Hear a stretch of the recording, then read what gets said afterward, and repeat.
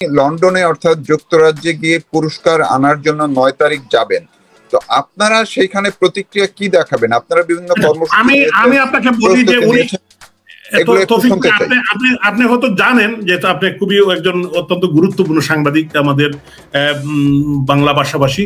উনি এই পুরস্কারটি আসলে নেওয়ার কথা ছিল আমাদের মহামান্য রাষ্ট্রপতি, যিনি শাহাবুদ্দিন সাহেব, মহামান্য রাষ্ট্রপতি। উনি না আসার কারণে উনি আসছেন, এবং এটা একটা কিং চার্লস, যিনি উনার একটি অ্যাওয়ার্ড, এবং এটা আসলে মেইন ইস্যু এটা না। উনি সাইড অনেক মিটিং করতে চান উনার ক্ষমতা ইয়ে করার জন্য, লেঙ্গার করে উনি বাংলাদেশ বিমানকে বিক্রি করে দিচ্ছেন।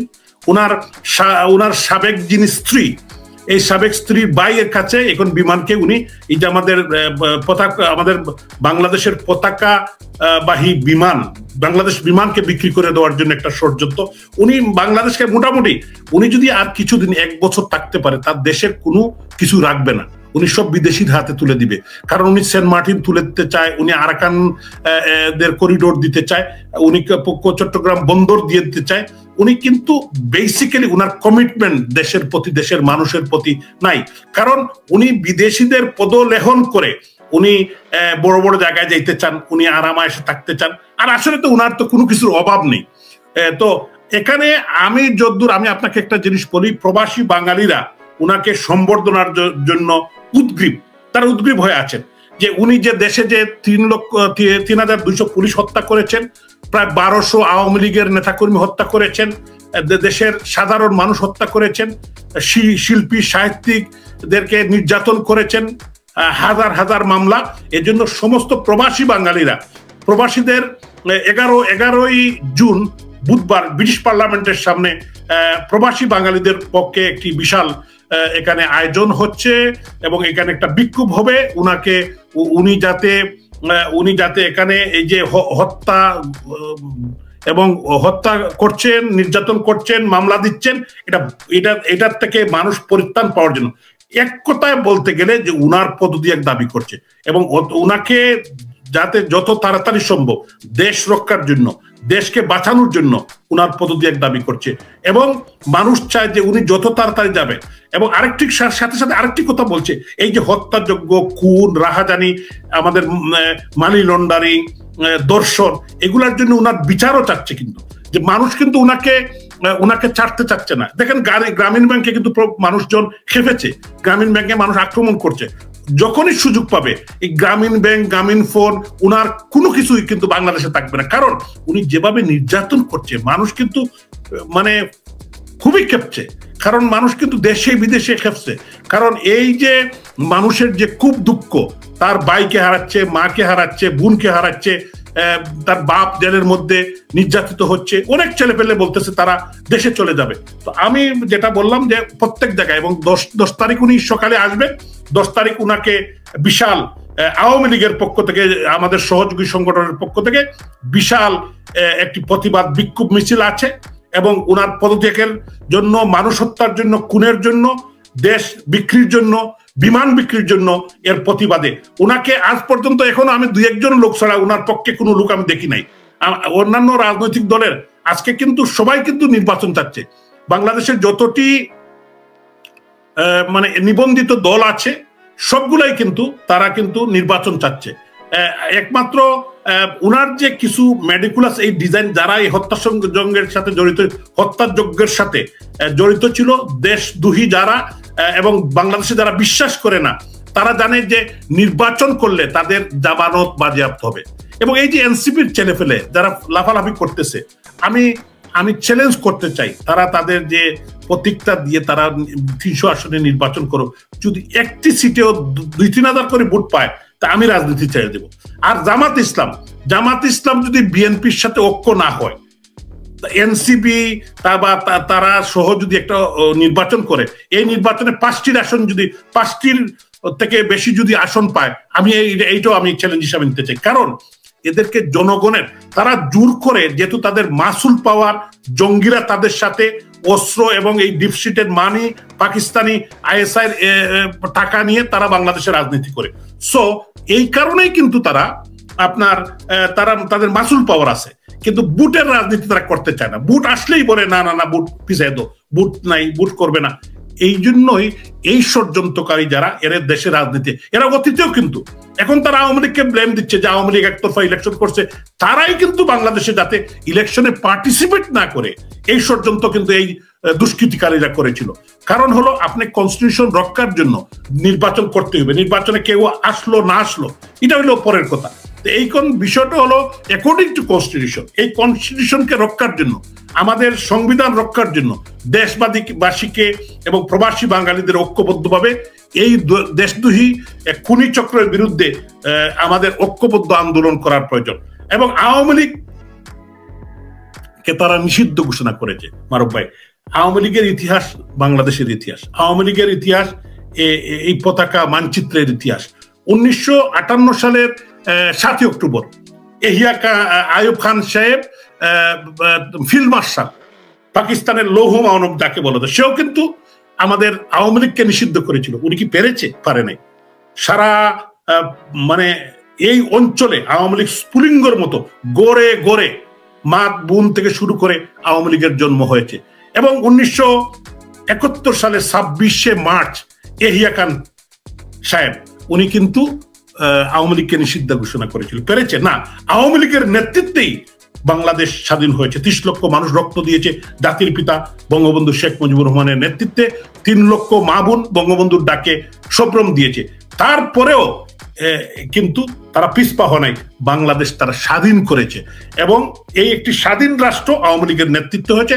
বাংলাদেশের সমস্ত স্বাধীনতার পক্ষের শক্তি এবং স্বাধীনতাকামী মানুষ সবাই আওয়ামী লীগের নেতৃত্বেই সেদিন যুদ্ধে অংশগ্রহণ করেছিল, দেশ স্বাধীন করেছিল। সেক্টর কমান্ডার যারা ছিলেন, মুক্তিযোদ্ধা যারা ছিলেন, সাংবাদিক, বুদ্ধিজীবী, সুশীল সমাজ এবং সিভিল প্রশাসনের লোকজন, ফরেন সার্ভিসের লোকজন, সমস্ত দেশপ্রেমিক, এয়ারফোর্স, নেভি, আপনার সেনাবাহিনীতে যারা ছিলেন, যারা মুক্তিযোদ্ধা ছিলেন, অংশগ্রহণ করে, অনেকেই অংশগ্রহণ করেন নাই, কিন্তু কিছু লোকজন করেছেন। ডক্টর ইউনূস উনি তো তখন আপনার যুবক ছিলেন, উনি কেন মুক্তিযুদ্ধে অংশগ্রহণ করলেন না? ওনার তো মুক্তিযুদ্ধের কোনো ইতিহাস আমরা দেখি না। তো এই থেকে বোঝা যায় যে উনি দেশপ্রেমিক না, উনি নিজেকে ফুলিয়ে পেঁপে উনাকে উনার নেইম এন্ড ফ্রেমের জন্য উনি কিন্তু ফুল পেজ অ্যাড দেন এনজিওর টাকায়, গরিবের টাকায়। আমার গরিবের টাকা দিয়ে আমি 1 লাখ পাউন্ড দিয়ে অ্যাড দিব? এটা উনার নেইম এন্ড ফ্রেম। উনার পিআর আছে, পিআর কোম্পানি, উনি চ্যারিটি ওয়ার্ক করে। পিআর কোম্পানি কেন? পিআর কোম্পানি মিলিয়ন পাউন্ড খরচ হয়। এটা কার টাকা? এটা কি আপনার টাকা, আপনার বাপের টাকা? না, আপনি তো গরিবের নামে আমার দেশের মানুষের গরিবদেরকে বিক্রি করে আপনি টাকা নিয়ে এসে আনেন গরিবের জন্য, গরিব মা বোনদের জন্য। আপনি গ্রামীণ ব্যাংক দিয়ে গরিবদের নামে টাকা এনে কি আমাদের মেয়েরা, আমাদের মায়েরা ফাঁসি লাগিয়ে কিন্তু আত্মহত্যা করেছে, টাকা দিতে পারে না। করি গ্রামীণ ব্যাংক একটা মানে কি বলবো যে কাবিলওয়ালার মতো যে ফাঁস লাগাই দিত। তো এরকম কিন্তু এই গ্রামীণ ফোন ডক্টর ইউনূসের এই যে গ্রামীণ ব্যাংক, এবং তারা এটা করেছেও, আজও করছে। আপনি দেখেন যে উনি গ্রামীণ ব্যাংকের যখন এমডি ছিলেন, উনার যখন বয়স হয়ে গেল, প্রত্যেকটি দেশের একটি নিয়ম কানুন আছে, বাংলাদেশ ব্যাংকের একটি নিয়ম কানুন আছে, গভর্নর একটা নিয়ম কানুন আছে। উনাকে যখন বলা হলো উনি যাতে এই বয়সের বেশি থাকতে পারবে না, উনি কিন্তু খেপে গেল। এরপরেই উনি কিন্তু ষড়যন্ত্র করা শুরু করলো জননেত্রী শেখ হাসিনার বিরুদ্ধে, আওয়ামী লীগের বিরুদ্ধে, পদ্মা বিজির বিরুদ্ধে। উনি কিন্তু সব জায়গায় গিয়ে, যেহেতু উনার অ্যাক্সেস আছে, উনি এটা বলা শুরু করলো। এবং বঙ্গবন্ধুর কন্যা শেখ হাসিনা উনি বলেছেন, উনি কিন্তু চিনতে পারেন। অনেকেই কিন্তু আপনাদের মতো বড় সাংবাদিক বা মানে সুশীল সমাজের অনেক লোকজন নেত্রীর, বিশেষ করে প্রধানমন্ত্রীর সমালোচনা করেছিলেন আপনারা, যে উনি কেন ডক্টর ইউনূসকে এরকম করেন। তো নেত্রী একটি কথা সবসময় বলতেন যে ডক্টর ইউনূসকে আমি যতক্ষণ চিনি, এবং এই গ্রামীণ ব্যাংকে প্রায় 200 কোটি টাকা প্রথম দিয়ে মাননীয় প্রধানমন্ত্রী 96-এ যখন ক্ষমতায় আসলেন, তখন প্রায় 200 কোটি টাকা গ্রামীণ ব্যাংকে দিয়েছিলেন উনি, গ্রামীণ ব্যাংক যাতে গ্রো হয়, গ্রামীণ ব্যাংক যাতে উনার যে ফর্মুলাটা যাতে উনি বলেছিলেন যে উনি যাতে সমাজের দুস্থ আমাদের গ্রামের মহিলাদের জন্য কাজ করেন। প্রধানমন্ত্রীকে উনি বুঝিয়েছিলেন, প্রধানমন্ত্রী এটা চেয়েছিলেন এবং উনাকে সহযোগিতা করেছিলেন। কেন? যাতে উনি সাধারণ মানুষের জীবন মান উন্নয়ন করেন। উনি কি করলেন? উনার জীবন মানের উন্নয়ন করলেন। আপনি যদি আরেকটা জিনিস দেখেন, গ্রামীণ ফোন কিন্তু এই সরকার 1 টাকায় দিয়েছিল। বঙ্গবন্ধু কন্যা শেখ হাসিনা 1 টাকায় উনি কি বিদেশিদের কাছে বিক্রি করে দিলেন, বিক্রি করে দিয়ে কি করলেন, উনি মিলিয়নস অফ পাউন্ড এই গ্রামীণ ফোন। আজকে যে টাকা শেখ হাসিনার বিরুদ্ধে, আওয়ামী লীগের বিরুদ্ধে, মাননীয় প্রধানমন্ত্রীর বিরুদ্ধে যেটা আজকে স্পেন্ড হচ্ছে পৃথিবীর বিভিন্ন জায়গায়, লন্ডন সহ, এটা এই গ্রামীণ ফোন, গ্রামীণ ব্যাংক, গরিবের টাকা। উনার সাথে কাদেরকে নিয়েছেন? বাংলাদেশের যত উনার সমসাময়িক, উনার কাছাকাছি কাছের উনার যারা শিষ্যরা, যারা এনজিওর টাকা বিদেশ থেকে এনে গরিবের টাকা, তারা 5 স্টার হোটেলে থাকেন, বিজনেস ক্লাসে চড়েন, তাদের লাইফস্টাইল, তাদের 14 গোষ্ঠীর লাইফস্টাইল যদি দেখেন। এবং আমি এই জিনিসটা আমি আপনার মাধ্যমে আজকে বলতে চাই, এই এনজিও গুলাকে অবশ্যই অ্যাকাউন্টেবিলিটির ভিতরে নিয়ে আসতে হবে। এরা টাকা কোথার থেকে আনে, কিভাবে খরচ হয়, তাদের লাইফস্টাইল কিভাবে, অতীতে কিভাবে করেছে প্রত্যেকে, এবং প্রত্যেককে কিন্তু বিচার করতে হবে এদের, এবং এই এনজিও গুলার বিচার করতে হবে। টাকা কোথার থেকে পাইল, তারা নিয়ে আসলো, কার জন্য কত টাকা খরচ হলো, এবং গাড়ি কেনার জন্য আপনার এনজিওর টাকা, গরিবের টাকা, উনারা প্রাডো, তারপরে 5 স্টার সবচেয়ে বেস্ট হোটেল তারা গিয়ে থাকেন কক্সবাজারে। তো এই হইল এনজিও গিরির অবস্থা। তো এখন মানুষ উনি যে এই অপকর্মগুলো করছেন, তো এই যুক্তরাজ্য সরকার এগুলো কি আপনার ওনরা কি এগুলো জানে? আপনারা তো মাঝে মধ্যে যতটা জানি আপনারা জানাচ্ছেন, তারা কি জানে? আমি একটা ব্যর্থতার কথা বলি।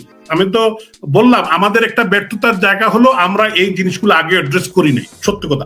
এখন কিন্তু শুধু আমরা নয়, দেশপ্রেমিক যারা, দেশকে যারা ভালোবাসেন, দেশের মানুষ যারা, এই প্রবাসে ডাক্তার, ইঞ্জিনিয়ার, প্রফেসর, তারা কিন্তু এই কাজটাতে নিজে উদ্যোগী হয়ে, কারণ তারা দেশকে ভালোবাসেন, এই দেশকে রক্ষা করতে হবে, তাদের একটি কথা, তারা আমাদের কাছে ছুটে আসেন, আমরা যারা রাজনীতি করি, বলেন যে আপনারা কি করছেন, এই দেশকে বাঁচাতে হবে, দেশ রক্ষা করতে হবে। 1971 সালের মুক্তিযুদ্ধে যেভাবে সমস্ত বাঙালিরা ঝাঁপিয়ে পড়েছিল, আজকে কিন্তু দল মতের ঊর্ধ্বে উঠে কিন্তু মানুষ এই ইউনুস হটাও, এরকম স্লোগান উঠছে যে হটাও ইউনুস, বাঁচাও দেশ, শেখ হাসিনার নির্দেশ।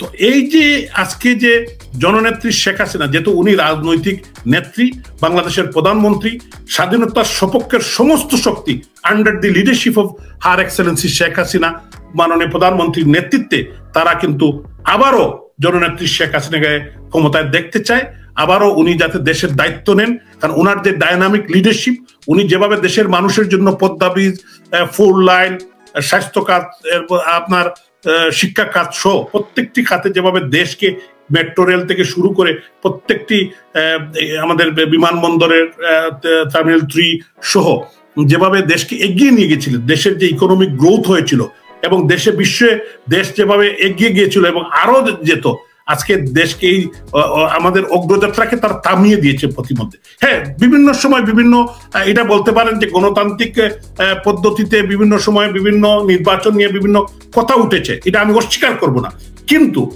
একটি দেশের সার্বভৌমত্ব, একটি দেশের সংবিধান টিকিয়ে রাখতে হলে আপনাকে নির্বাচন করতেই হবে। এখন যদি যারা ষড়যন্ত্র করে দেশ বিরোধীরা, জঙ্গিরা, তাহলে তো এখানে সরকার বা মাননীয় প্রধানমন্ত্রীর কিছু করার নেই। তো আমি বলতে চাই, এখন কিন্তু মানুষ আবার যারা ভুল বুঝেছিল, 5ই অগাস্টে যারা আওয়ামী লীগের বিরুদ্ধে, মাননীয় প্রধানমন্ত্রী শেখ হাসিনার বিরুদ্ধে, এই ছাত্রদের যে মেডিকুলাস ডিজাইন মাস্টার প্ল্যানের মধ্যে, এই যে ডক্টর ইউনুস এবং জঙ্গিদের মাস্টার প্ল্যানের মধ্যে যারা ইনভলভ হয়েছিল, তারাও কিন্তু আজকে বুঝতে শুরু করেছে, তারাও বলছে যে আমরা ভুল হয়ে গেছে, আমরা তো এরকম চাই না, এই দেশ তো আমরা এরকম দেখতে চাই না, আগেই তো আমরা ভালো ছিলাম, আমাদের শেখ হাসিনাতে আস্থা, শেখ হাসিনাই আমাদের জন্য পারফেক্ট লিডার ফর বাংলাদেশ। তো এইটা যদি কোনো সময় আগামী দিনে আমি বিশ্বাস করি তারা একটি নির্বাচন তো, অবাধ সুষ্ঠু নির্বাচন তো চায়, এবং অবাধ আপনার অস্ত্র উদ্ধার হোক, SSF এর অস্ত্র তারা লুট করেছে, পুলিশের অস্ত্র লুট করেছে, বিদেশ থেকে তারা অস্ত্র নিয়ে এসেছে।